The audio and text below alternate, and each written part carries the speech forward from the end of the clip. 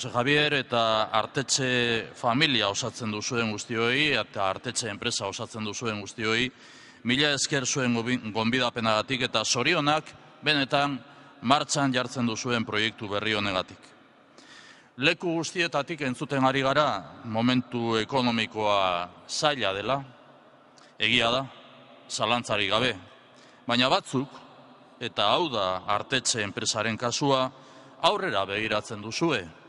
Aurrera, ez begiratu bakarrik, aurrera egiten duzue. Horregaitik nire zorionak eta nire eskerrona. Berrikuntza da industria garatzeko bidea. Laborategi berri honi esker, industriak etorkizunari begiratzen dio. Inbertsio garrantzitsua da, bide berriak irekitzeko hemen eta mundu zabalean. Euskadin nazioarte mailako proiektu hauen beharra dugu. Gure industria berrituz eta mundura irekiz bertako garapena bermatzen dugu eta hala egiten saiatuko gara.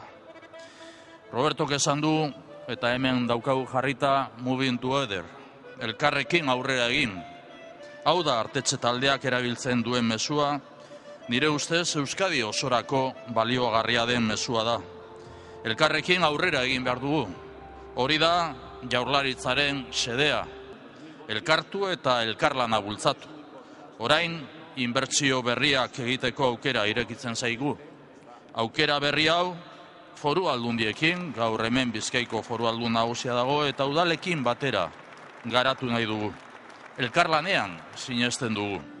Hau bai da bidea ekonomia berpizteko eta enplegu aukera berriak sortzeko.